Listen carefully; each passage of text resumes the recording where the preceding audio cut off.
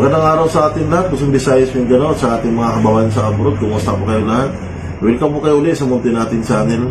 Ang pag-usapan natin ngayon dito is tungkol sa PhilHealth. Nagpasalamat tayo sa nagiging desisyon ng Korte Suprema. Maagang pamasko to para sa ating mga membro. Naging desisyon kasi nila is isuli yung pondo sa PhilHealth. Ito naman talaga ang nararapat kasi hindi naman talaga ito dapat pakialaman.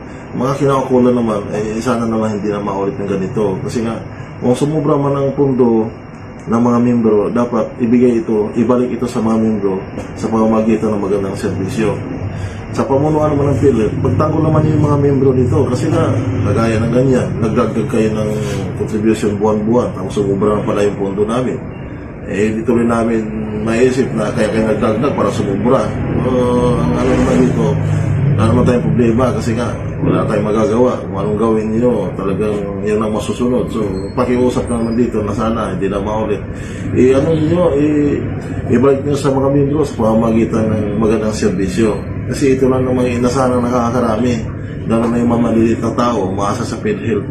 So, kami dito mga mababa lang yan ang inasahan namin. So, iusap kami na yung para sa amin.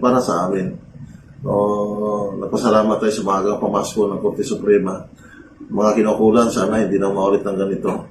Ganong paraan naman na makatulong man lang sa aming mahirap. Maraming salamat at mabuhay po tayo na. God bless.